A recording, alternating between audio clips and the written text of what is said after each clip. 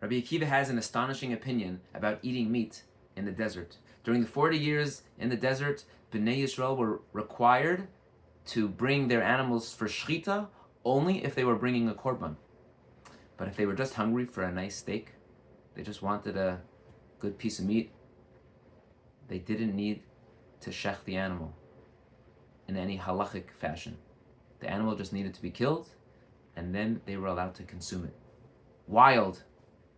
A wild idea we would never expect. It was only when they entered into Israel, says Rabbi Akiva, that now all meat, whether it was offered as a sacrifice or just eaten for dinner, would be required to have proper shechita. Why the change? What's the difference? What is it all about? Perhaps we can suggest that the Jewish people, the experience of the Jewish people in the desert was above nature. It was lamala min hateva. They experienced the man, they experienced the well, they had the ananya kavod.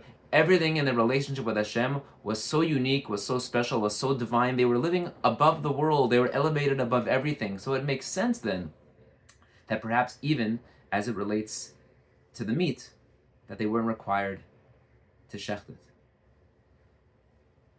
But when the Jewish people entered into Eretz Yisrael, a new reality set in. No longer were they going to be living and elevated above nature, above the world. But now, says Hashem, your job is to live in the world, to be part of the world. No more man. Now, any food you want, you need to plant. No more be'er. Now you need to search for water. And certainly when it comes to eating meat, if you wanted to just eat meat for dessert, or for your main course, or for an appetizer, breakfast, lunch, or dinner, you would need to shecht it as well. I think what Rabbi Akiva is reminding us and is teaching us is that now that we are no longer in the Midbar experience, we're in the Eretz Yisrael experience. Our job is not to focus inwards only on ourselves, on this elevated experience, but no, rather our job is to elevate the mundane. It's to enhance everything around us.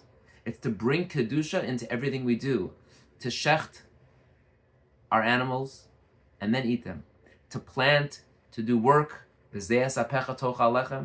then to consume it. Everything we do has to have structure, and that's how we elevate it and make it holy. Life is not about just waiting for spirituality to show up and then feeling connected.